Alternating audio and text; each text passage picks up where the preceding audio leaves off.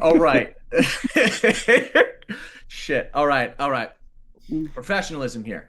Hello, everybody. I am Noah Pfister with Showverse, and today I have not one, not two, but three very special guests with me. I have Daniel Katz, the director, oh, sorry, the co-director and cinematographer. I have Greg Standifer, who is the producer, and I have the star, Preston Ward, of a very new, very mockumentary-ish. It is a mockumentary. I'm not know why I said ish comedy called Dave versus Hollywood, which tells the story of an up and coming actor, Dave, who realizes very, very kind of half-hassedly that maybe trying to be an actor is not all it's cracked up to be. But everybody, thank you so much for being with me here today. I'm also in it. Thank you. Clearly, you didn't watch the film. So, Oh, please. Oh, I know you're in it. Just, I wanted to give more It credit to just Preston. it gets confusing, Noah, because he plays himself. So how dare you? You don't want to get me started, okay? Oh, Because are you drinking liquor? no, that's beer. That's beer. It's fine. The F. I would never drink liquor, Noah. All right, let's do this. It's already started. Oh, okay, okay, all It's right. past 6 o'clock on the East Coast. Thank you. And Well, I'll have you know that it is always 5 o'clock somewhere. It just happens to not be 5 o'clock here, or else I would be. Oh, I salute! I salute! I salute! All right, I thought you let's. were in your hair. I'm sorry. Okay. Damn it! All right, all right. So first, I know it was Brad. I think his name is. Let me see. Brad Brad Dickinson. Dixon. Brad Dixon. Dixon, who came Hmm. up with, who wrote the script, but I Hmm. know there was a lot of collaboratory efforts that Yeah. came in on this overall idea. But I would like to know, at least from Daniel's perspective, where the main inspiration for this came from. Well, for Brad, for the writing, it came from Michael Perry's book, um, who was in Friends, and like he basically almost got, um, he almost didn't get the role that he did, and the only reason he didn't get it was because his friend basically um, didn't accept the role because they gave it to his friend. Um, Preston's door just opened randomly. There's so we have ghosts. That's but but so that was where the inspiration for the script came from, and it's basically like, oh, it's so close, and actors struggle so much to get to where they need to be. um and it's not just actors. I think anyone that has a dream in their life of being someone can relate to the story, really. um and so that's where the story came from. And Brad was really, really, really into mockumentaries. Christopher Guest is one of his favorite directors. It's a favorite genre. Spinal Tap was probably the biggest inspiration in terms of how we shot the film. So yeah, we basically tried to shoot it as much as possible in a documentary style, where you could almost not tell that it's a mockumentary. Um, was kind of the goal, but Well, I mean, hey, I feel that the mockumentary perspective lended a little bit of humanity to it, and as someone who grew up in and around the LA area and has had many friends who have shared similar stories, it is actually nice to see, despite the comedic nature of it, how real it still was for a lot of the experiences that come with pursuing a career in entertainment.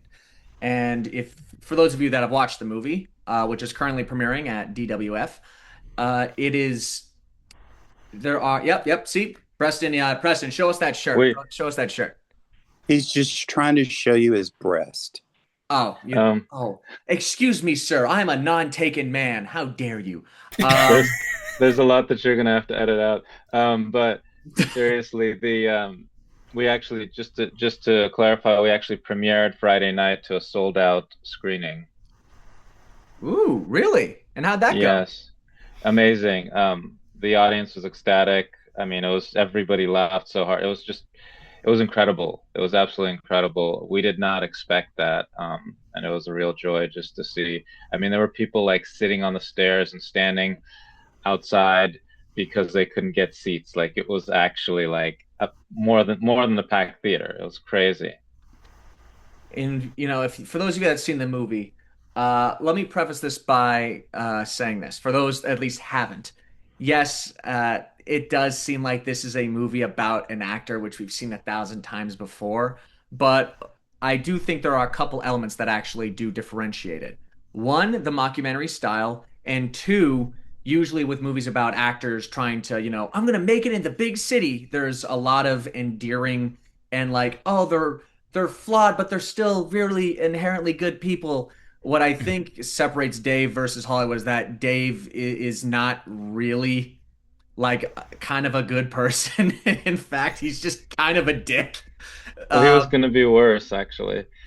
okay, we'll get into that, but I actually Yeah. want to circle to Preston because I mean it's very rare that I actually do get the lead actor for for like the movie that I'm talking about here. So first, can you tell me what it was like to play Dave? Because it just to me it seemed like you were having a fucking blast just from start to finish.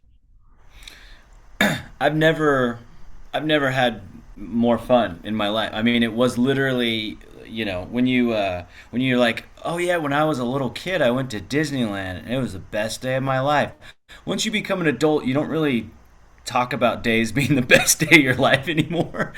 But working on this movie with these guys and what Daniel was describing 2 nights ago was one of the best days of my life, and it's because the audience, to your point, Noah, was able to, I feel like from their reaction, see the full spectrum of what was going on, and it wasn't just the laughs and it wasn't just the ass.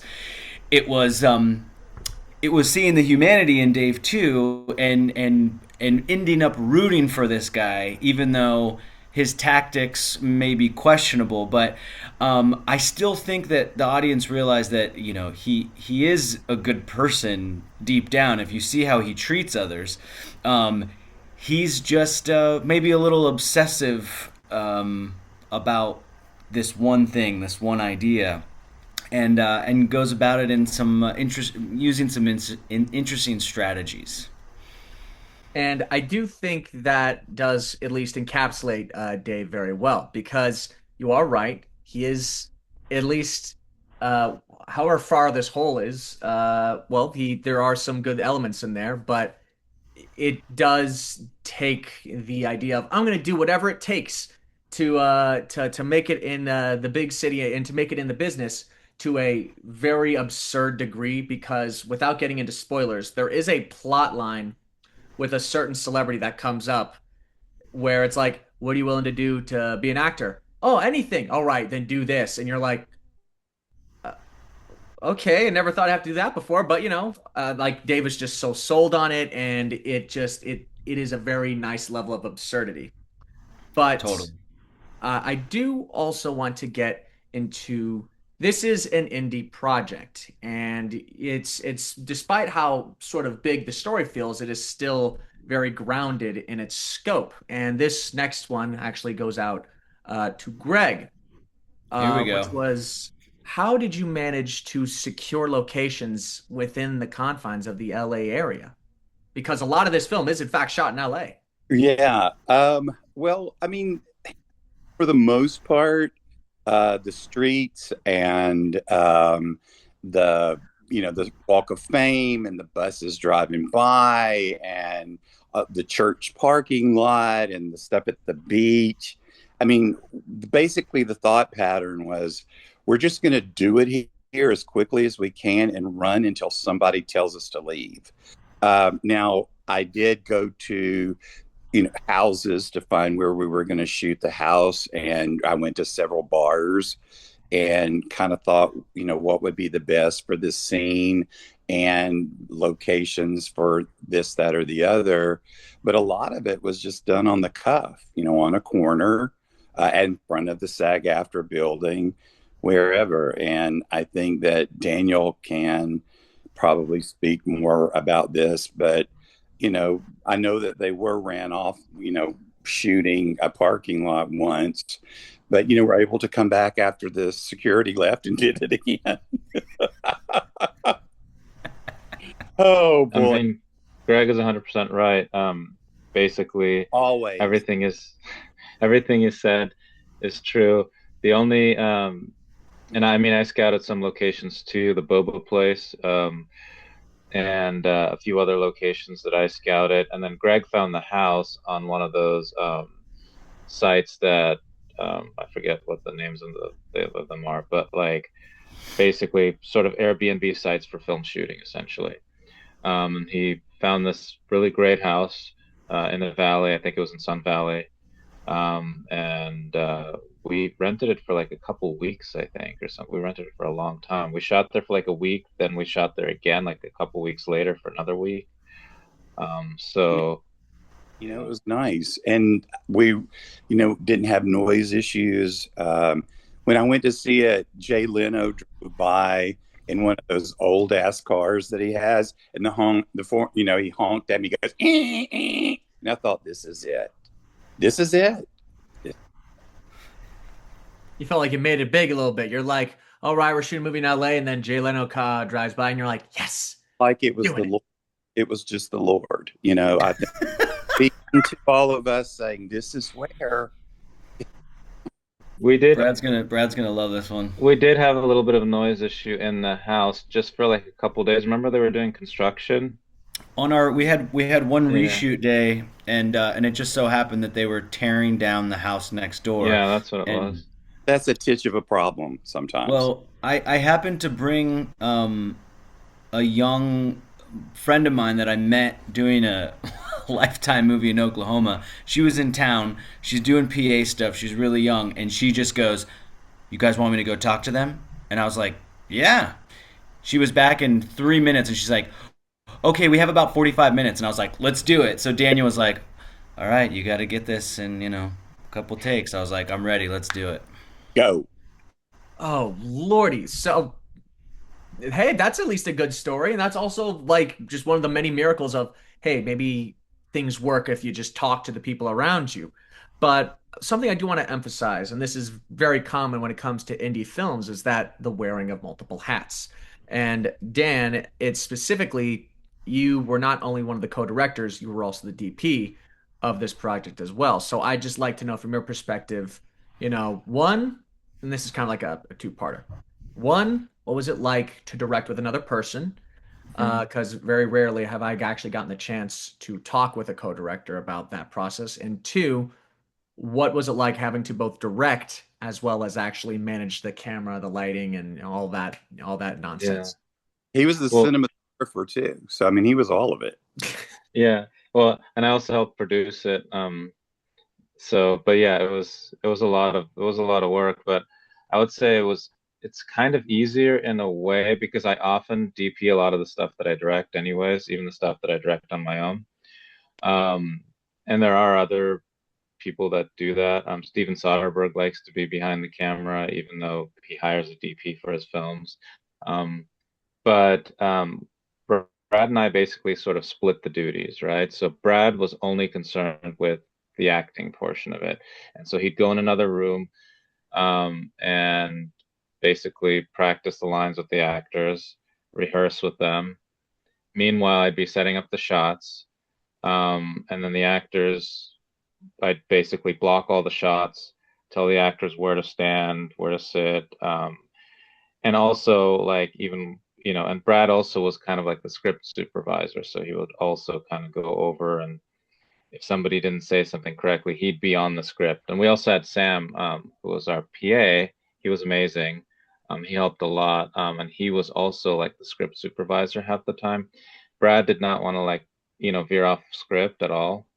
It was like Um, Shakespeare. I'm not kidding. yeah, he's very protective of the writing in a good way, like because the writing is brilliant. But um, yeah, it wasn't too difficult because there wasn't really much ad libbing. The only person that did ad lib quite a few of the lines was Eric Roberts, but And besides that, everybody stuck to the script almost completely.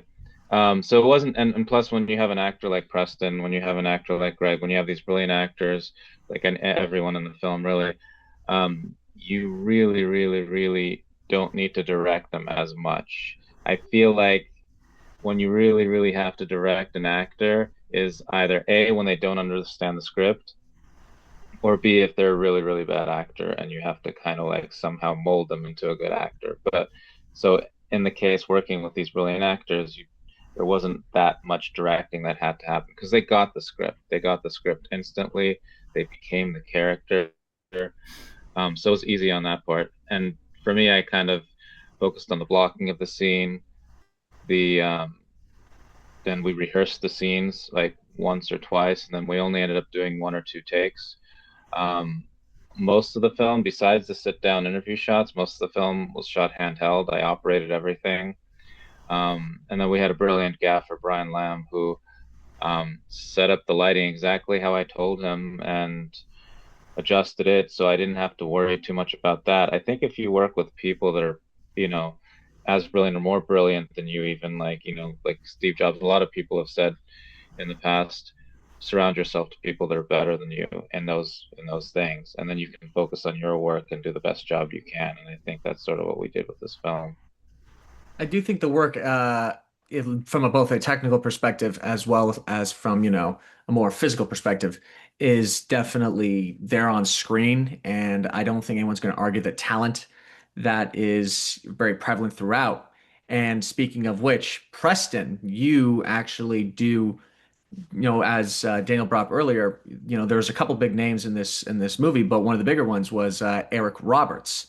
So tell me, what was it like to, actually, act against someone who has had as an extensive as a career as Eric Roberts has? Yeah, well, it was funny because the day of, you're thinking, okay, I'm gonna set my expectation that I'm gonna be ready to rock, but there's a chance that he'll get there and spend a couple hours doing his coverage, and then he'll head out, and then we'll have Sam come in and I'll read, do my coverage on the other side, and it was the opposite. He hung out all day, and we got to work on it different ways. And I think when someone is kind of that experienced, they're just there is an effortlessness to it. And so right away he was just kind of Eric Roberts.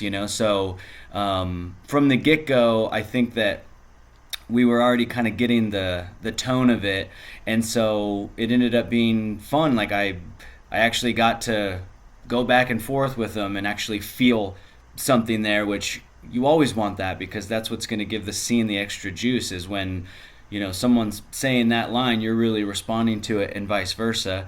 The funny thing is, one of my beautiful co-stars, Chloe Paige Flowers, who is awesome in this movie, she is a good-looking human, and I will say that Eric had a tough time not bringing her into the scene. We'll say he kept wanting to ask, "Oh, are you an actor? What do you?" And so that was kind of funny. But hey, he's playing himself, so it was a very fun day.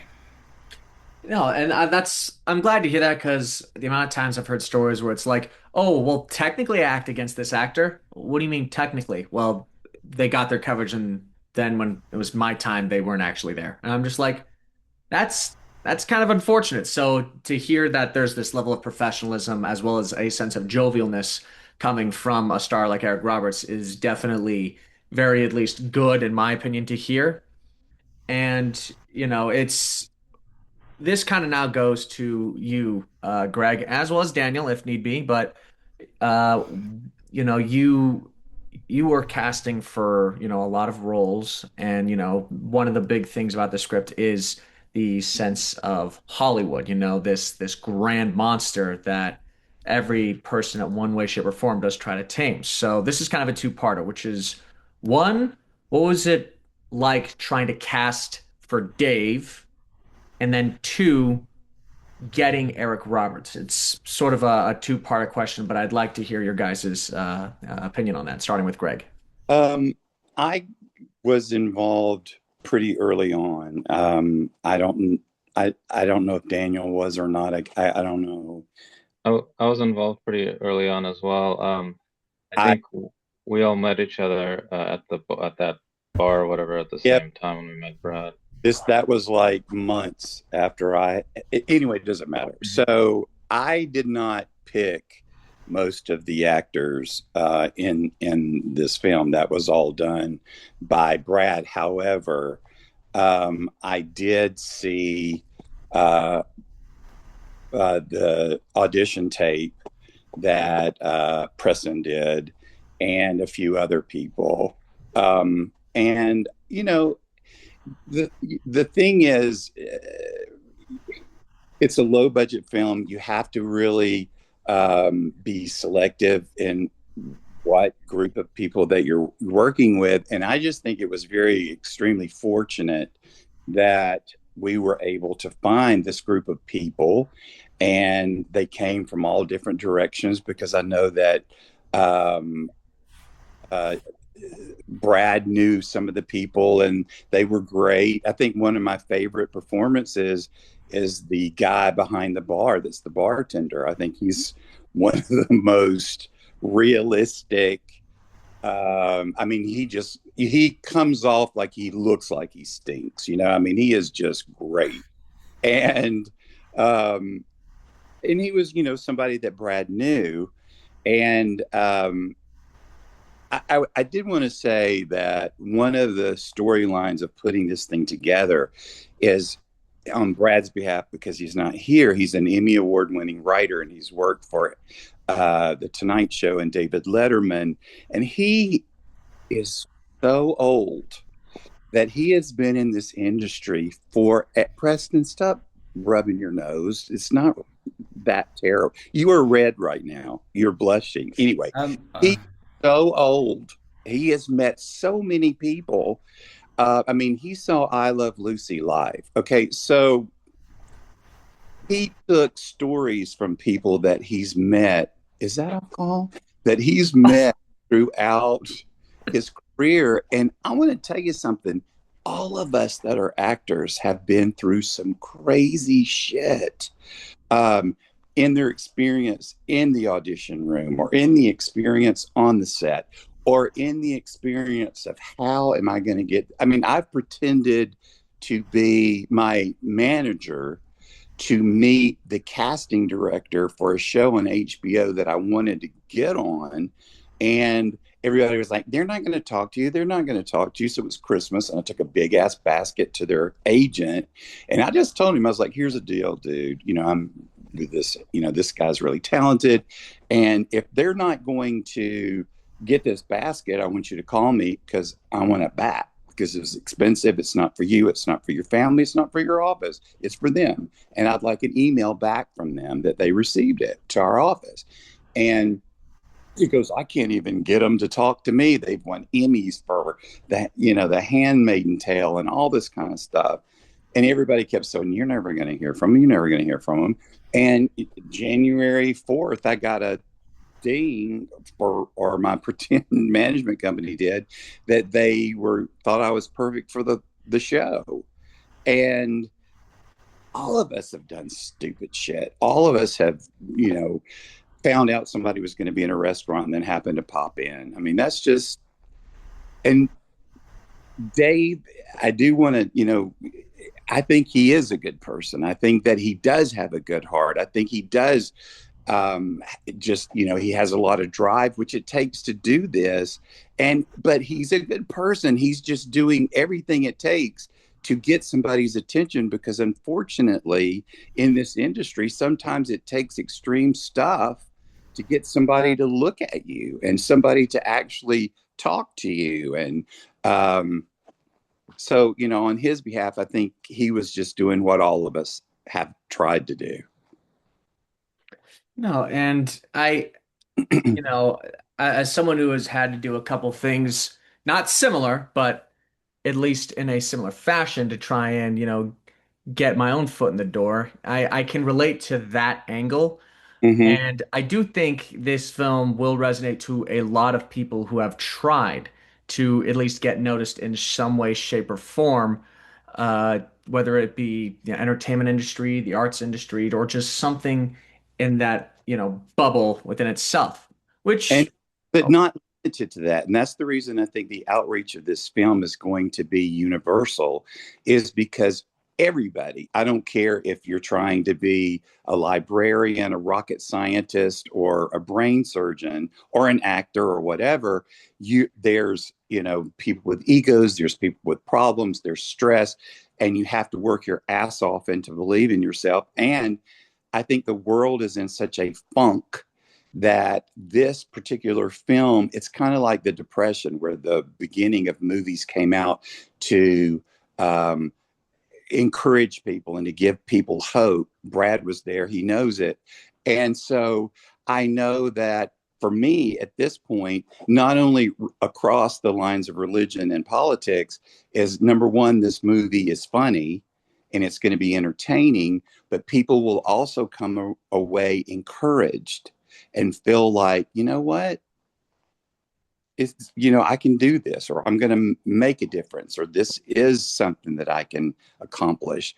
And so the film to me has the funny side, but I also think it's the perfect time in the temperature of what's going on for it to come out. That's actually really beautiful to hear. And I was certainly pulled into it more and more and more, because one thing I was trying to get at was this film is highly relatable. There's a lot that people, I think, can take from it, whether it be personally or mentally. And I actually do want to know, and this one goes down for all of you, really, which was, and before I get into it, minor side tangent, it's very clear that Brad was one of the main driving forces. He wrote it and he certainly co-directed it. But I actually am wondering, considering he had a lot of say in the script before presenting it to all of you, now we come back to it. What element, if you could pick one of the script, drew you in the most? Daniel, we'll start off with you. Yeah, I mean, I don't think I've laughed so hard reading any script before. It was just the whole time I was reading it, I was laughing out loud.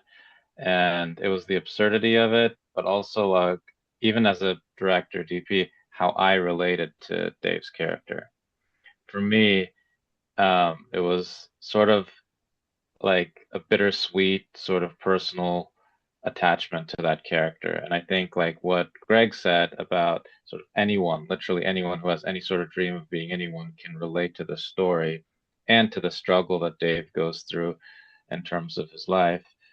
I think that's highly relatable. So is the relatability as well as the comedy, I would say. All right, good to hear. Preston, I'd like to hear from you. I mean, no, you must know. Hmm. Hmm. So all I got was the sides, and I liked the scene, and I was like, all right, this will be fun. And sent in the audition, and then, a couple weeks later, I got an email from Brad, and what he presented to me ended up all being true.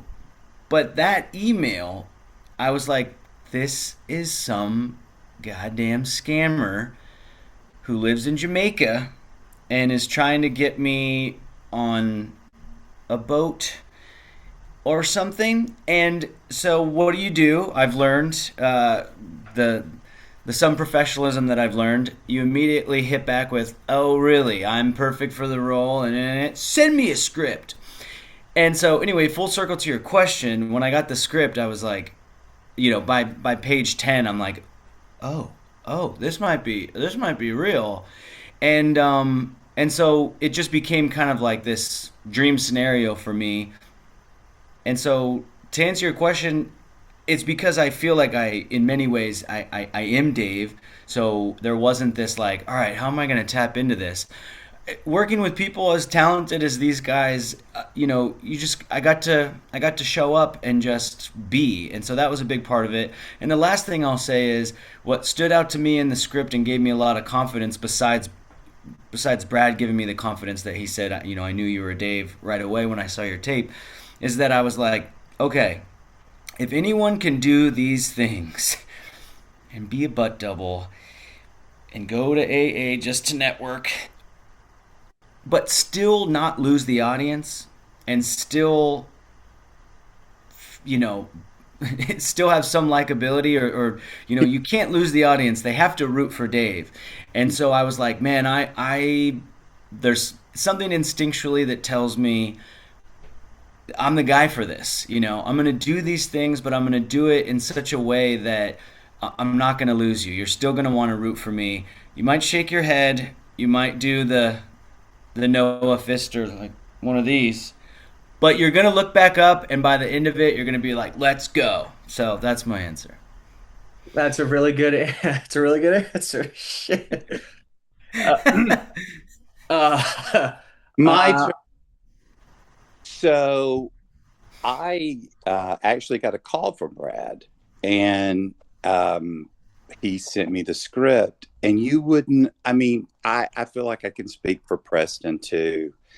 I get some of the worst shit you wouldn't believe to read.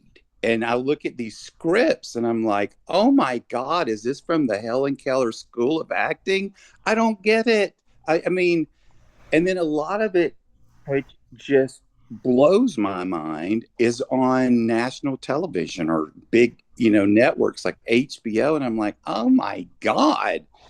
And there's been 2 times that I've went, wow, this is special. One was a Tyler Sheridan show, and then I got this. And so I read it, and then I was kind of like Preston, like, is this real? I mean, is this not something that this guy pasted and cut and, AI'd it? And so I had my husband read it. He's an attorney. And I went, do you think this is as funny and interesting as I do? Because I usually have him read it to get his opinion on stuff. And he goes, this is really good. And I was just really taken back that, first of all, you have somebody of the caliber of Brad that is, putting out his own. He hasn't, done casting director stuff. And he's just trying to put it together himself on a shoestring, but it's so good. I mean, it's so good. And then I looked him up and saw his credentials, and then I thought, I want to do it. I'll be a part of this, because this isn't something that I'm going to be embarrassed about afterwards. I've kind of gotten to the age, like, if it sucks, I'm not going to do it anymore. And I played, when I first moved here, I played, it was a dominatrix little comedy, which played at Dances with Films. And I realized it today. And I thought, oh my God, somebody saw this. It's like, oh my God. So I'm, in boxer shorts, and I'm wrapped in cellophane and ball gagged and all this crazy stuff. And it's about a lady that's an executive, and then she does this at night. And it was a mockumentary. And at the end, they let us talk. And, then the guy let, us say what we wanted to say. And I just said, I've learned how to lick milk out of a bowl, and I can eat out of a cat bowl. And it takes a lot of agility on your hands and feet to back into a sandbox and actually take a shit in the sandbox. Get back in the room, Preston. And I just noticed he was just like, it takes a lot of agility and effort, but I'll say I have, done it, and I am really good at it. And so, yeah, there's a lot of crap. And so it was one of those that you go, I think this could do something. I really believe in it. And I think that it's because, it all starts with the word. And I just real quick, I just want to say, because Greg mentioned it, like, and it connects perfectly to this. The actor comedian in the bar, that scene is a comedian who's been around for a long time named Jeff Wayne, and he's awesome. And it was really endearing, because on the day he was really like, I don't do on camera stuff. I'm just a stage guy. And I'm like, just do your thing, and it was just so great. But connecting it together with your question is like one of the powerful things about the script is that each scene is not, each scene that you have with these characters that you get 2-3 minutes with, all of them pop. Greg's scene, and the actress who played next to Greg was fantastic. Jeff Wayne, fantastic. The publicist, Brianna. I mean, it just goes on and on, that each one of those scenes. And so I think that's where, people are like, wow, you had to carry this movie or whatnot. And I'm like, yeah, but look at who I was surrounded with. Each of these folks just, flew off the pages. Like, to Greg's point, I just, every once in a while, I just think that you throw so many darts at the damn board, and then when you see it hit a bullseye, and everyone that was involved from cast to crew, it just felt like, wow, this really came together. And then, with Brad and Daniel, you're just in good hands, because they knew exactly how to take the word and translate it and make everybody feel like you just, like you said, Daniel, show up, be prepared, do your job, have fun. It'll take care of itself, and that's what happened. So, like the cast of Big Bang said, that they couldn't replace it because it's like one time in a life that lightning hits in a bottle. And I think this is one of the times that everything worked and came together, and it turns out beautifully. I think Greg. I think that Brad, even though he's never shot a film before, this is his first film. He's done lots of plays before, and so he's cast for plays, and he's really good at casting. By the time that I joined, he had cast like half the characters, and then the other half of the characters we kind of cast together in a way. Like, he basically did the first filter, and then we rented this sort of office space. Not office space, like this music studio or something like that, just for a few hours to do extra casting. That's where we cast Chloe, and a few other people. But he's just really, really, really good at telling if an actor is good or not. He also, to speak on his behalf, has a play right now that's in production, and it's going to open in Chicago. Yeah. And plan is to take it to Broadway. So he has a lot of stuff in the pipeline, another movie after this, and I'm really proud of him. I think it's great, and he's doing his thing, and I think he's doing it very well. I think hearing that, a lot of you, or not a lot of you, all of you should be proud of the work that you've done, because this movie is, by all accounts, really well executed by every sort of measure that you can think of, especially for the budget that you have. Dan, you did a really good job with your bits of direction, as well as the way that it's shot. The mockumentary style flows really, really well. Preston, your Dave is literally the backbone of the whole movie.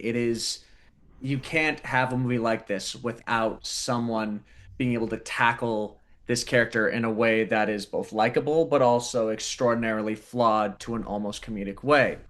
Greg, even your character as Alex helps fill this movie with so much, I don't want to say lore, but liveliness, that I think also speaks to a much more larger degree about, if you're going to make a movie, you got to populate it with people that help make the world feel alive. And with that, I want to get into the ass stuff, because I feel like we have brought that up a handful of times, and people are going to start getting a little. And Preston is. Before we get into the ass, literally, I did want to say on Preston's behalf. No, Preston. Sorry. I misunderstood you. It's not. I misunderstood you. It's not about his butt. Calm down, everybody. I do have a filter. It's light, but I do have it. Well, I don't know. Anyway, on Preston's behalf, I want to say this. When I read it, and I talked to Brad several times, and I said, he's like Scarlett O'Hara for Gone with the Wind. He is on every fucking page. Okay? He's on every page. And this person can't suck through part of it and be good through part of it. There's no place for mediocrity here. And Mm. also, it's a lot of fucking dialogue. And I had even said if he needs a teleprompter, we get it. But on his, for him, he learned it, he did it. And like Daniel said, Brad doesn't let you go off script. And he, brought it and learned it and did it. And to his, for him, I think that was a huge responsibility, and he did a great job. And he makes someone that is cringy and little weird, lovable, and you care about them, and you're pulling for them by the end. And so for him, I think he deserves to know that doing all of that is hard. It's like doing a soap where you have to learn 14, 20 pages a day, and it's very difficult. And so you did a good job, and I'm proud of you. Thanks, Greg. I mean, it's no BS when I say it means a lot coming from you. And before we get back to the ask, because that's why I'm here. Mhm. Um, it was one of the biggest things that I learned through this process is like I come from, yes, more the improv, more give me the situation, give me the other actor, and let's see where this goes, and let's do this. And there were times, as Daniel can attest to, where I didn't hear cut, and when I don't hear cut, I'm gonna keep going. And I thought, hey man, there's some good stuff in there and blah blah. But what I learned through this is when you have a script like this, when you have a Brad Dixon word, what I learned is just trust it. And Brad said over and over again, you don't have to, you don't have to put anything into it. Just say the words. And I was like, you don't want me to put anything into it? And he's like, just trust me. If you just say the words, by the end, it's gonna read in a certain way.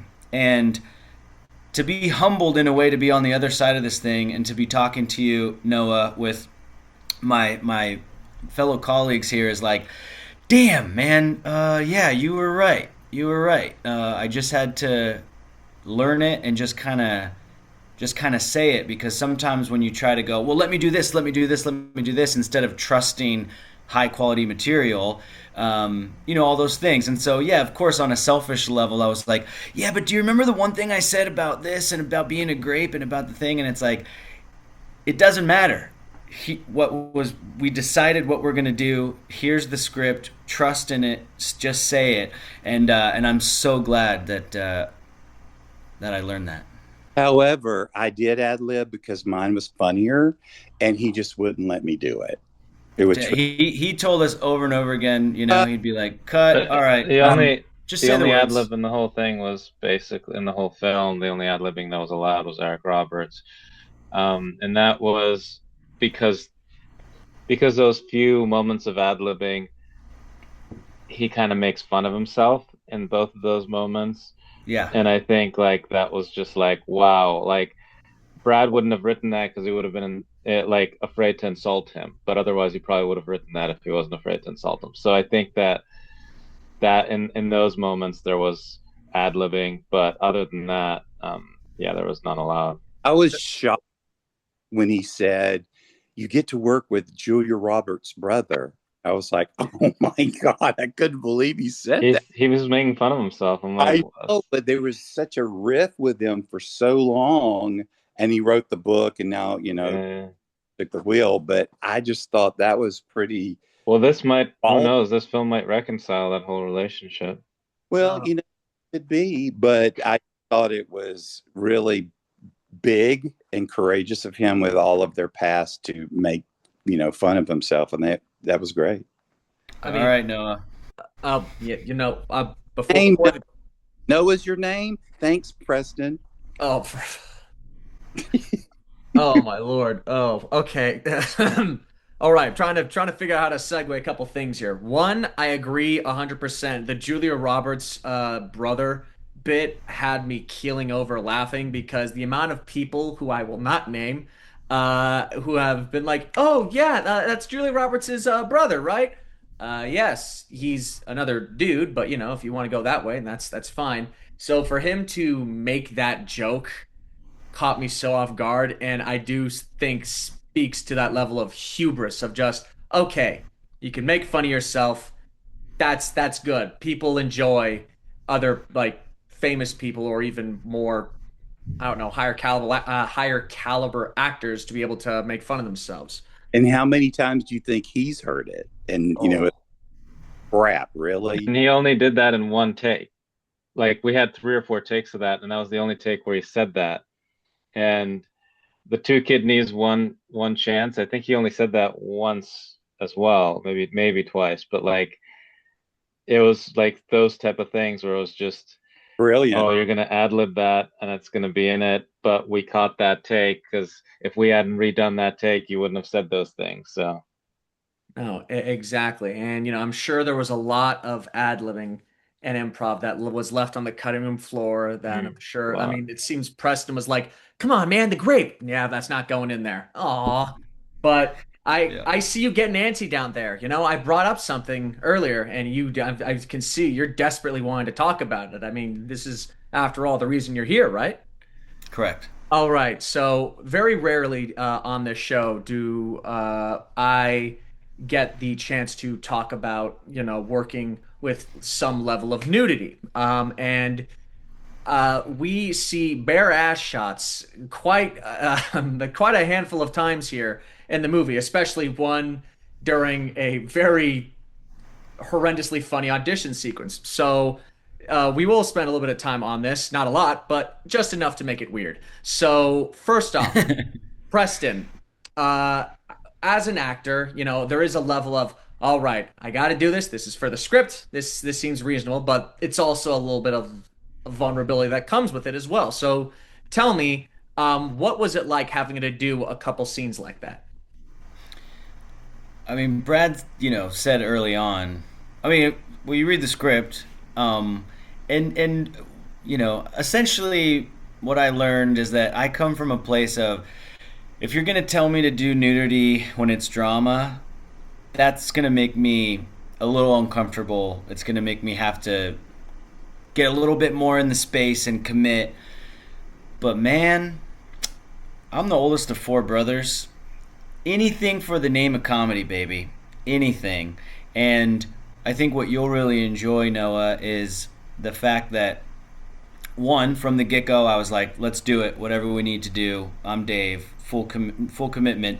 But the best thing that happened pre-production was getting a phone call from Omaha, Nebraska, from Brad Dixon, and he's like, "Hey, Preston, I'm just trying to find a basic photo of a white man's behind, and the internet's taken me places I don't really want to go."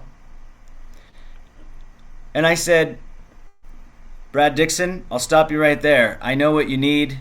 Consider it done." And I said, "Listen, I live with my partner Molly. We've been together for over 10 years. Tonight I will have her take a photo of my authentic butt." Now, Molly hates this, but I have installed in the other room right next door where the ghost opened the door, what is the wallpaper that you tape on and it looks like exposed brick. So I was like, I'm just going to stand up against this with no pants. Malls is going to take some pictures and we're going to get after it. And then Brad goes, "All right, well, just send me your top 4 and I'll choose one." That was probably the most uncomfortable I was through this entire process. Someone just got shot, which is weird for Pasadena. Or was it more embarrassing when he said none of them are good enough? No, we both agreed on B.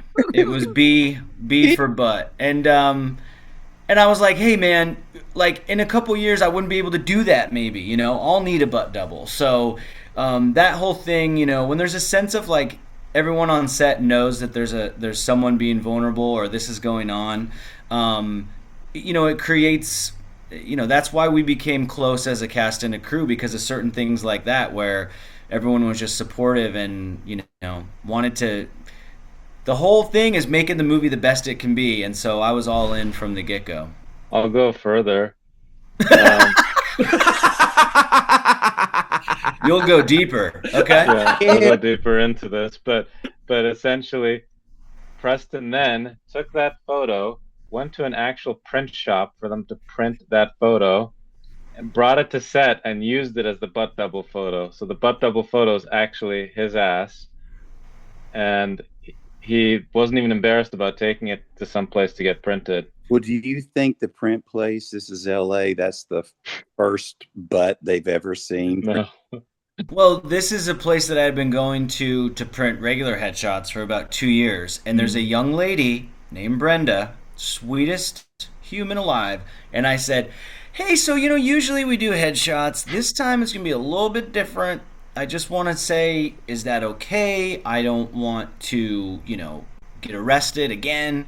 And when I told her what it was and what it was for, she loved it, and she goes, just your butt? Trust me, we've had way worse in here, and that's Pasadena, baby. So it all works out. And when those black and whites came out, I was like, God, this is the one. And knowing that Eric Roberts was going to hold it up on camera, I was just like, let's go. Dream come true. Okay. I was also going to ask, thank you both, Preston and Daniel, as well as Greg, for answering one of the other questions I was going to ask, which was, with the exception of the scene in the audition room, there's, the headshots of your ass. I'm like, oh, was that really your ass? And yeah, turns out it is. Last question I'll ask about the ass. So what was the setup like when you essentially had to take off your pants and then there's just a large line of toilet paper just stuck in between the cheeks, which, for comedic purposes is absolutely hilarious. But I would like to know that from both a filmmaking perspective as well as a personal perspective. Daniel, would you like to take this one, please? Yeah, because I feel like there's a level of prep that actually went into that. We asked him to bend over, and each of us put a little piece of toilet paper inside. No, I'm just joking. No, one square each. I think Preston went to the restroom in that hotel where we're shooting. He went to the restroom and just put it in. We didn't even really. I don't even remember like examining it or anything.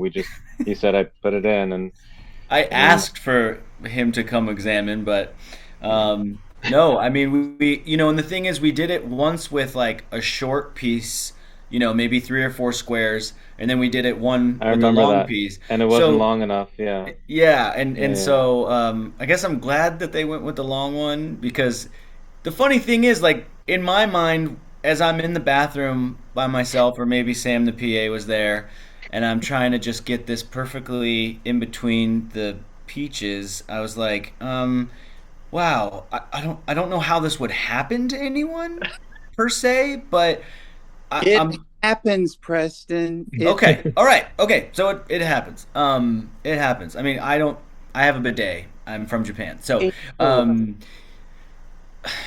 and so yeah, they trusted me, man. That's what this is all about. They trusted me to go in and then come out and do it. And again, if we didn't have that kind of set with those kind of people, we had an awesome UPM, unit production manager. See how professional I am? Trip Harper, and he called me the morning of, and he was like, how are you feeling? You good with everything? Yeah. So from the get-go, I was like, this is a safe place. Let's make some 100%. Comedy.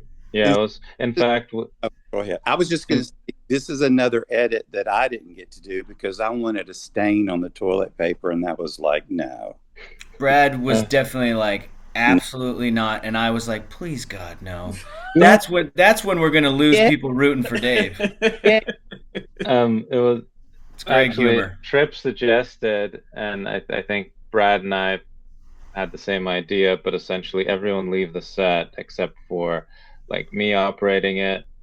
I think like basically it was just a few people on set at that time because we really wanted you to feel more comfortable.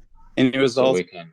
during the audition for Deliverance. There wasn't a whole lot of people. No, we kind of emptied the set out for that. And again, Trip was asking you if you feel comfortable with this. He was really, really like, I mean, he was basically our intimacy coordinator, Yeah, actually. yeah, Yeah. exactly. Oh Lordy. All jokes about the ass aside, it is actually at least good to know that the atmosphere on set that was cultivated was not one of, vulgarity, but more of a very welcoming and like treating everyone with a level of respect I and think care is that I think is really good to hear. he felt safe. You Yeah. know, Yeah. Yeah, it's like that's what's so exciting about seeing a finished product that you're truly proud of because it's all those little things. It's all these tiny little, bolts that go into making something, and a big piece of that was everyone being kind and everyone being professional, Well, the day of the except Greg. audition, yeah, that was a tiff. I had asked, was there sound on the thing, and there was, and so I tried to provide some ambiance, and apparently that was a no. okay. And I do apologize, Greg. That sounds very hard. It, Um, it Sorry. I'm still just trying to process the whole ass conversation, but Mm-hmm.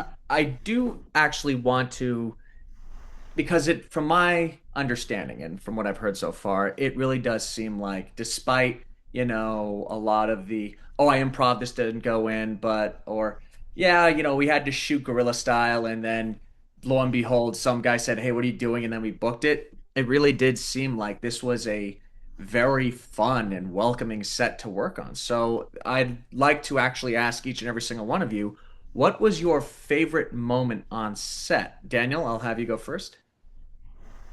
Yeah, I think probably shooting, this wasn't in the actual thing, but we kind of like hung out and almost like partied in Hollywood. There was like what's his name was getting a star on the Hollywood Walk of Fame. Mark Wahlberg, No, no, it wasn't Mark Wahlberg. It was Mario um, Lopez. Mario Lopez was getting a star on the Hollywood Walk of Fame, and looks Mark Wahlberg was there, and it was like in front of Wahlburgers or whatever, in front of his Yeah. thing, and then they were doing this whole thing, and we were basically just hanging out, and we had the camera with us, and nobody cared because everybody was filming there, and everybody had cameras, and the news crews were there, and then Mark Wahlberg's like PR person or whoever like was like, "Oh, are you shooting? Come here!" And like they had my AC and I run up to like the area where all the cameras were kind of set up to shoot, and we just like shot handheld this ceremony that was going on there. It wasn't included in the film. We have that footage, but it wasn't included in the film. But I thought that was like a lot of fun, and we just hung out in Hollywood for like a few hours, not even shooting, just hanging out. That's great. Preston, what was your favorite moment on set? I'm gonna cheat and I'm gonna quickly give you two, Noah. One that's like a more personal for me is like you show up to set with confidence because it's like, all right, I know my lines and we're gonna have fun today. This is comedy, baby. But on the day that we had to get the scene that is more emotional and climactic for Dave, and there was a lot that went into that in terms of blocking, camera movement, phone, all these things, while also, essentially I had to get emotional for kind of the first time, right? And I was like, if I don't nail the emotion scene, it's not gonna serve the rest. And so, just my personal favorite moment was the moment that Daniel kind of, after that scene, he's like, yeah, I think we got it, and I was like, all right, I trust him, and I felt it. I felt like sometimes you're like, is it gonna be there? Is it not? And because there was such levity, I was like, okay, well now I have to go in the other room and do the jumping jacks and be like, all right, make sure you go all the way with this one because this moment in the script matters so much. Okay, enough of the emotional stuff. My favorite moment was there's a scene where Dave is meeting up with an ex girlfriend from acting class.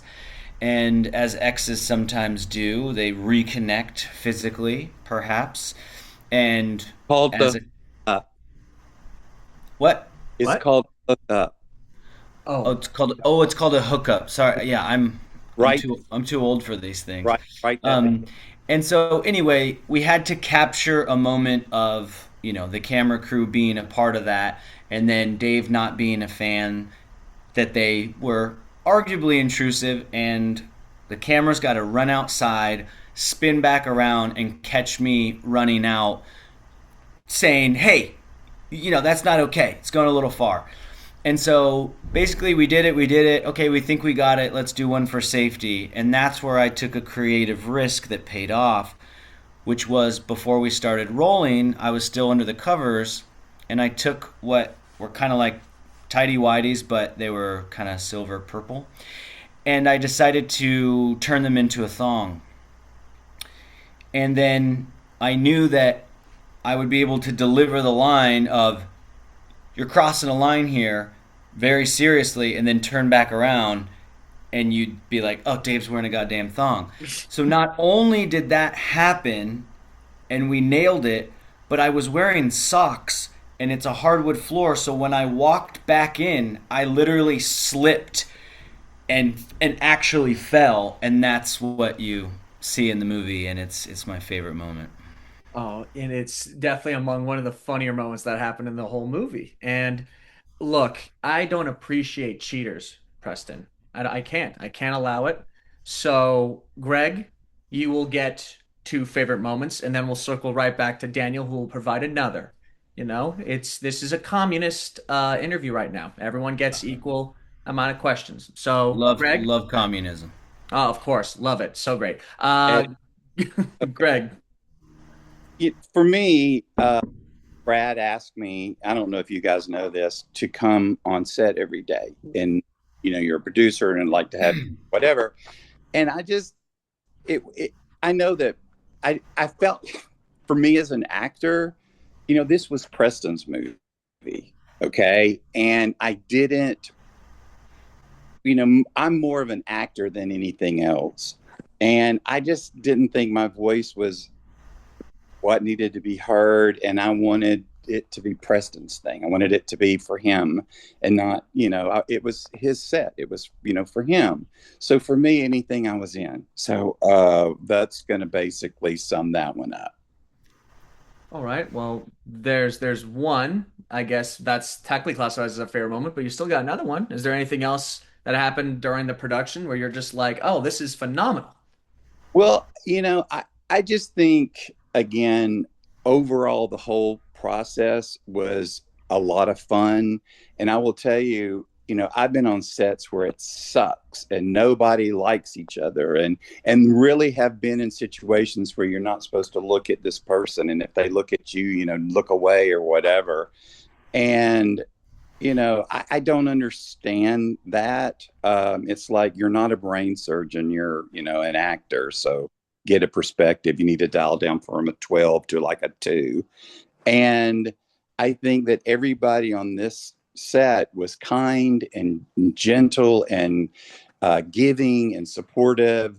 And so, I think that was the greatest thing for me, that there was not a lot of ego to deal with and cut through the bullshit, and that everybody was out for a common goal, which was ultimately a good product that can market, be, sellable, relatable, and benefit us all. I mean, that's the whole point.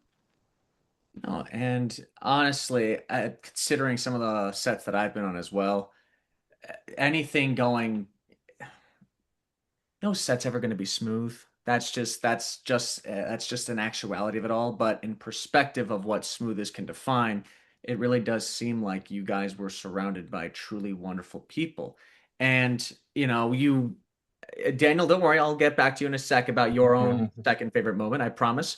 But I do feel kind of bad. You did actually play Alex on Dave versus Hollywood, and I'm wondering, considering you did serve as a producer for this movie, what came, this is kind of like a chicken or the egg sort of thing. Did you serve as a producer first, then you got the role of Alex? Or was it you were No, cast as Alex, but due to your knowledge, you were brought on as a producer? I was cast as Alex first, and it was funny. I actually submitted for somebody else, and Brad said, I want you to try this because I think your look and your attitude would be better for the asshole. And I was like, oh, thank you.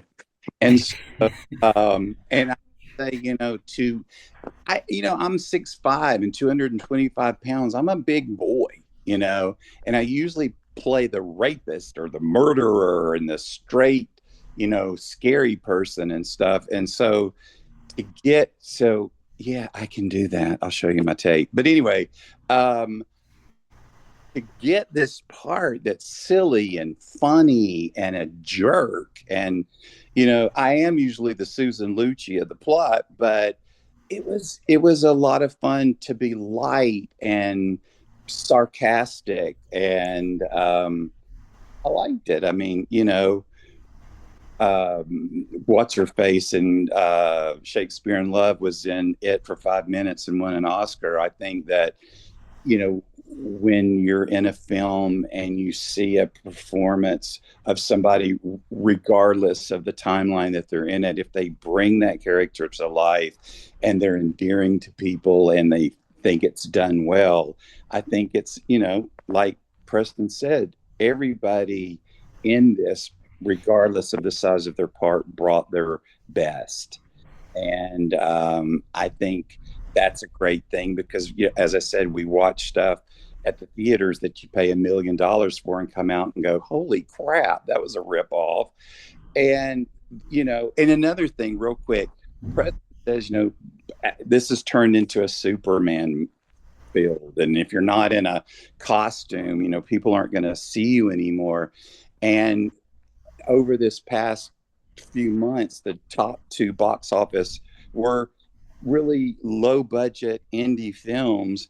And I think people are so tired of the regurgitated storylines and the reboots and the this and the same shit over and over and over. And I think people are hungry. You're Preston, your hair looks great. And I think that people are hungry for something different and new and encouraging and funny and that's done well. It doesn't have to cost, $500 million to entertain people if it's done well. And I think that's something that many movies, Anora that won Best Picture and Best Actress, have proven over and over and over again. Okay, I'm done. Oh no, no. I do respect that perspective, and I do agree with it wholeheartedly. As someone who, I mean, I saw Mandalorian Grogu like once. I still have yet to see Supergirl, but I've seen Backrooms twice. I've seen Obsession twice, and don't get me wrong, the first time I saw Obsession, I'm like, this is one of the worst movies I've ever seen. Only not in like terms of quality or anything of that sort. In fact, I felt like, wow, this is amazing, but the experience, that visceral experience of being just immersed in this world, seeing Bear, seeing Nikki and all of those other characters, and just experiencing that tension and that sense of turmoil. I was viscerally sickened by it by the very end, and I'm just like, God, it's so horrible. Hey, so you're gonna see it again? Oh, absolutely. Yeah. And I mean, how many times have you seen a Spider-Man movie? I mean, well, how many versions has there been? Yeah, go count it. How many Supermans have we seen? Oh, please don't. No, no. sorry, I'm a big Spider-Man fan, so and plus I have like a couple collectibles over Okay, there, but in the industry, could you just say, please, dude? It's. I saw no, what's face from Frozen, and I was like, please tell me there's not another one. I can't do it. I can't. I just can't. there's two more Frozens coming, by the way. There it's and I Oh, yeah, that's no, Preston looks like he's done. He's just like, no, let it go. Just let it go.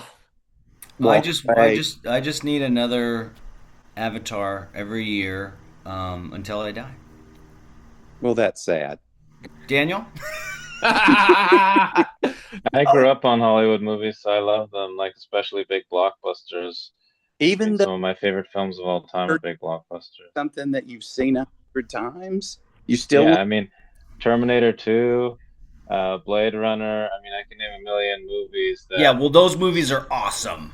They're yeah, not. They're not I as get you it. know. I think what Noah's asking is just like, listen, let's call it what it is. Like, there's Hollywood that are like what we're talking about. Like people that love just being able to make a film, make us, to be able to be part of a story, to be able to say, dude, we did a movie.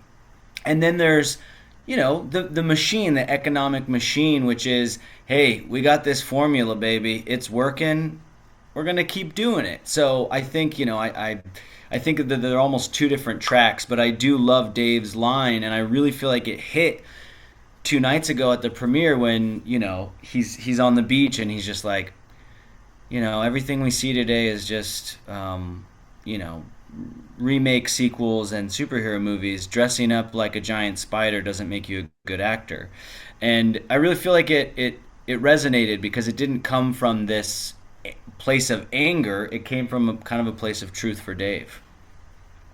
And what is interesting about that is I actually watched Dave versus Hollywood twice. If there's a film that I thoroughly enjoy, I watch it twice. And Hell yeah. it no, it's I think I said this at the beginning. This definitely gave me when I first started watching it. I'm like, oh God, this is another like, oh, this is an actor who wants to make it big, but then stuff happens. I'm like, okay, fuck it, let's do it. I'm ready. I've been offered the screener. I want to talk to everyone that worked on this movie about it. Let's do it. And then, like as you said, reading it, 10 minutes, in, I'm just like, oh, this is not that. This is like an interpretation of that, but it's I think what people are sick and tired of is the same refurbished formula. What you can actually do is you can still take that formula, but you can modify it to the point where it still feels familiar yet fresh. I mean, going back to Obsession, it is still a possession story, but it's done so in a more unique manner. I Mm-hmm. had a acting coach go, "Oh, so Greg, I realized that you can, act blah, blah, blah. So you really think you're going to change the formula and the system in Hollywood?" And I said, "Well, somebody fucking needs to. I mean, for God's sake, let's pull it together, people. You wonder why people aren't in the theater? Well, first of all, it's $1 million and you don't want to chance the investment on crap. Let's put some good stuff out and stop just chunking out the same thing."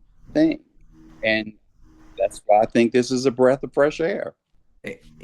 There is one example, and I both love and hate using this example, but there was one experience I had in the last couple of years. And don't get me wrong, I know we brought up Avatar earlier. That is the exception for me. I love those movies. Visually speaking, and even minor character wise, I love that immersion. But there have been a handful of movies where I've been like, this is what like I need to be able to experience. And you're gonna laugh, but Megalopolis is one of the is one of the most visceral experiences I have ever had seeing a movie because it's oh, don't get me wrong. I'm not here praising it. It is one of the worst movies I have ever seen in my entire life, and I hated every moment of it. But at the same time, Francis Ford Coppola did say something rather interesting online, which was just, oh, this guy, like someone critiqued him, like, oh, he's one of the greatest like filmmakers of all time. Why doesn't he make like a Batman, a Star Wars, or like some other superhero movie? And he says, well, because you can already see those. Don't you? Would you prefer I make something different so you can see something different? And I do believe, despite how truly horrendous that movie is, it was a chance that was taken, and I cannot, under any circumstances, condemn him for that because it is a truly a once in a lifetime experience that I am glad I got to suffer through. Well, for me, real quick, I'm Huh? sorry, but Don't when I take your time. lived, when I knew that what Hollywood was, and I'm going to age myself, but my uncle took me to see Mary Poppins. And during the song Tippins, I just cried. And I'm a little kid. I was just in tears, you know. And we got in the car and he goes, what made you cry there? And I didn't know. And I just said, you know, that old lady and the music. And I was just really moved by it. And I remember as a child thinking, how fucking powerful is cinema that you can touch people like that and it can change people like that. And I've seen movies that, you know, I've just sat and cried through. And it's such a, I can't hardly explain it, opportunity to reach into the inner depths of somebody and touch their spirit and their soul. And there's not a whole lot of things other than maybe music that has that quality. And I don't want this industry to lose that ever, because that's what is important.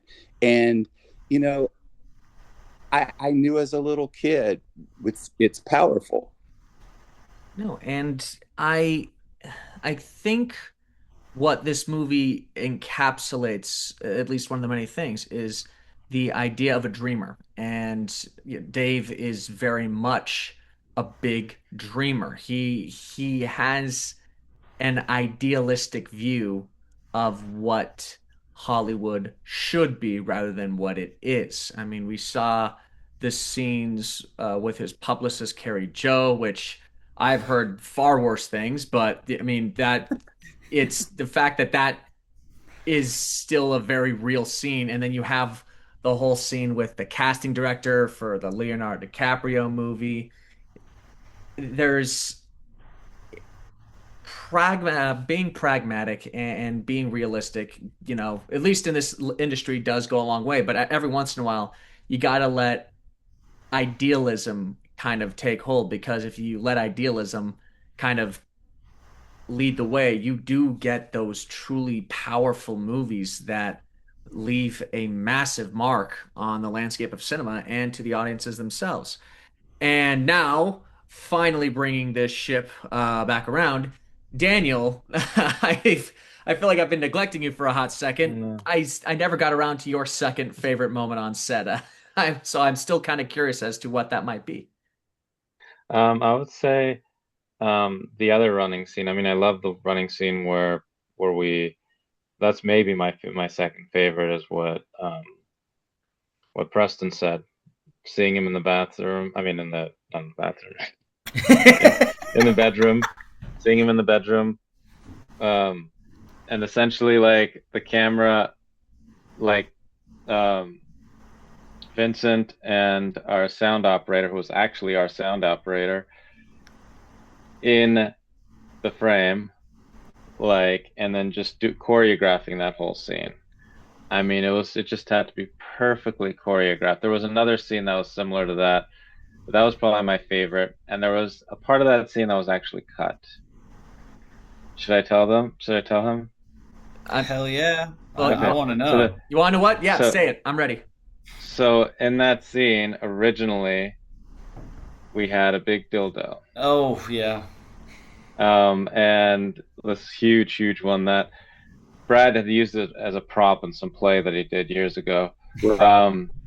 And so we had him run out with the dildo, this huge dildo, like, and pointing it at us, saying, you know, you can't do this, blah, blah, blah. And then he throws it into the plant and then runs back, slips, runs back in, whatever. And then the next morning, this is cut from the film, but there's a gardener that comes and sees it and he's like, what the hell is this? And so I thought that, I mean, it was hilarious. I wanted it in there, but Brad was worried that it would be too offensive, essentially. So we cut it out. Stuck it to the wall. You know, those usually have that suction. Oh, yeah. That would have been better. But it would have also still been offensive, I think, or Brad thinks. So I would have liked to have had that version. I thought it would have been way funnier. And we went back and forth about this. We actually shot the one without it because he was he was already thinking while we were shooting it that we weren't going to use it. But if there's ever a Daniel version of the director's cut, that's the only thing I would change about the film. Yeah, of course. Fuck, that's amazing. Um, Where to go from here? I The scene where he's on the beat and the publicist says, "Act like Oh you're," yeah, I love that. and he, and she goes, "Action," and she's taping it, and he gives him CPR, and the guy spits water out. I mean, that's Yeah, hysterical. yeah. I actually, I am also wondering because I mean we've talked a lot about development. We've talked a bit about the filming of the whole thing, but we haven't really gotten that much into the post side of things. So, Daniel, I am wondering, you actually mentioned that you had not necessarily a cut scene, but rather an alternate version of it.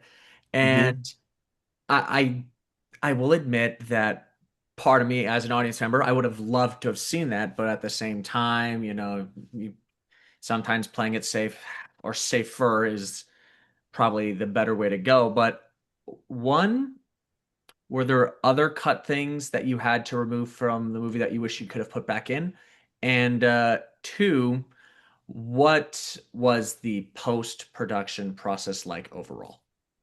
Yeah, so to answer the first question, yes, there was a scene where Dave keys Greg's car, Preston keys Greg's car, Oh yeah. and we removed that scene because Brad was like, I don't want him to seem like more of an asshole than he is, sort of a thing. Where like he didn't want him to be such a bad character that the audience wouldn't empathize with him. And so we removed it for that reason, but we actually filmed it. So that was the other scene that I would say. Um, I don't know if I would have loved to have it in it, but I agreed with Brad on that actually, to cut that. But and then in terms of the post process, so it went to, we had two editors on this film. The first editor, Beatrice Sissul, amazing editor. She was absolutely incredible. She took it to, she's worked with Martin Scorsese, with loads of big directors. She took it to a point, like a basic, sort of a super, super basic cut. Um, and then she had another project on that she had to work on. So we got Tamar Fedornop as our second editor. She finished the project, and then there was a gap between them. So between that gap and all the editing took, I would say almost a year or something. Like it took a long time. Or Yeah, because we had two editors and one finished it, and then there was a gap, and there was another one. And there was a lot of back and forth, and we had to also shrink the film down. Um, there were like scenes that we had to cut, especially in the beginning, because it was kind of going slow in the beginning with just interview before the action starts. So we wanted to cut that first interview segment down, which we did. But essentially, yeah, it was a lot of back and forth. Then we sent it to color and sound. So we had a wonderful colorist and sound person, did the post production on that. Went to color first, then sound. And a lot of these people, like a lot of the post people, we got amazing high-end Hollywood people, but because the budget was basically non-existent, they had to work around other films and around their schedules, and that's why the post took so long, essentially. We're accommodating to a lot of these people who had other jobs, and that is, how a lot of these indie projects kind of go. It's not calling in favors; it's more about being patient. I think it's And both in this case. I mean, at least for a couple people, they definitely did me a solid for sure. there's Yeah. a side of it that gets into like getting the rights for the music and No, that took a while. Yeah. while I mean, everything is so painstaking, and like he said, everything was done on people's schedules, and everybody like going, what the hell? But it's part of what it is. And there was a snag and sag after us, so that we had to deal with the legality of those things and licensing, and then interviewing the people that were going to present it and represent it. And I think we probably interviewed probably 20 people, to see who we wanted to move forward with, to pitch it and represent it, and could possibly do sales afterwards and all those kind of things. But the great thing is we have a great foundation now because we had a good experience. We've had some really good reviews. We've got in Variety. We've have some notoriety. People, there's a buzz about us in the industry. I've had people, go, "Oh, I've heard about that," and I think that all of those things have come to where we want to be, and that we're going to be able to take this, to the next level. I hope so. And I'm honestly glad that you guys are getting that level of coverage because, what was it? I once had a talk with Bruce Campbell, who spoke about working with Sam Raimi once. I say once, but something that he mentioned was when your budget is so low and you're working with people with passion, you essentially get the most creative. And I think this film does speak a it speaks something very profound, which is, yeah, sure, you don't need, $1 million budget. What you need is a dedicated crew and a lot of really talented people, which Daniel, you're very talented. Greg, you're very talented. Preston. And overall, I do think that so close. But no, No, you nailed it. I I do think that I do think there is a large. No, that's not right. I'm trying to think of the right word to say here, but Sticking to the dildo. oh, Choose what? your words. Choose your words. I Find think that yes, I'll find him here. find it. And here. But there is so much to be said about the indie market, and that is you can find some of truly the best creative voices that you won't find in any sort of mainstream way. It goes back to how They're people. Oh, what was that? they're not limited by advertisers, and they're not limited by big studios, and they're not edited, and watered down because this is that or the other. They're able to actually speak what they want to say. And, without Big Brother watching you, there is so much to be said about that. And I have nothing but respect for Brad. And clearly, this was a passion project of his. And I really do hope that what you all do next is as equally, if not more, engaging than what you have produced before me today, because Dave versus Hollywood is truly a film that I think anyone can enjoy. And I hope that it gets a wider release because as of right now, it is stuck in the film festival circuit. And for those of you at least somewhat interested, links to the movie will be, oh, sorry, links to the IMDb and information about this movie will be in the description below.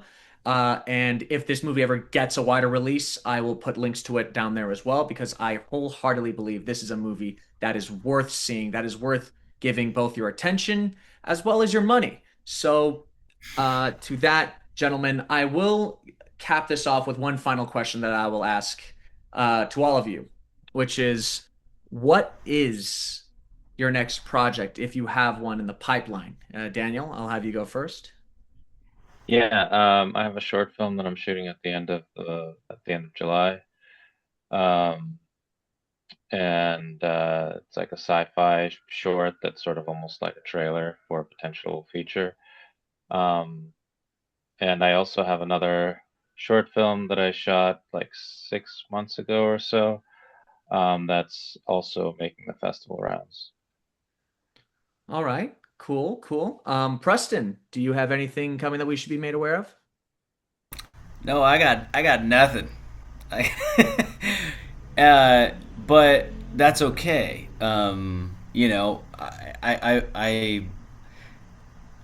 It's like someone would be like, "Well, you got it. Noah asked you this question. You need to make people excited for the next thing. I don't have anything to really report. I'm just 100% in on what this experience has been with Dave. I will say that during the time that the film was edited, I did direct for the first time. Did a 21 episode web series that's on YouTube called Maya's Mondays, kind of a coming to America comedy of an Indian female, which was like one of the coolest experiences because I took a lot of dramatic actors from classes that I've been in and directed them in comedy and had such a blast, and it just added on to that kind of like, that confidence about like, here's what I think is funny, let's do it. And I think that that's so important about getting further in your career and really trusting your taste. And the last thing I'll say is, man, throughout this whole process, I'm definitely like, I did stand up when I was in my late 20s, and as you could probably imagine, it didn't go well. But all of it mattered. And so I'd say one of the things that's next for me is like, I definitely want to get back to doing some stand up, whatever that means. Well, I'm looking forward to seeing you be funny on a stage. I do believe stand-up is one of the more harder forms of comedy, as I've tried that and have found that I'm not good at it. But my dad did stand-up for 4 years in the early 90s, and he has both very high things to say about it and also very low things to say about it as well. But Greg, what Yes, can I and do? your name was Noah, right? Okay, so Noah, I have. It's written right there. I'm not wearing my glasses. Give me a break. Okay, But Yeah. I'm sorry, I forgot my cue card. So I'm actually going to start doing porn because I felt that to have a senior citizen porn line because not everybody that's 100 actually has an air tube. Some people have air tubes in other areas. So I'm excited about it. I have been nude before on a play, and it was mortifying. Like getting up to it, I was just like, oh my God, here it is. This is it. But no, I'm really not. Well, I might. But anyway, I do have a feature length film coming up. I can't, talk very much about it, but I'm excited about it. I think the script is good.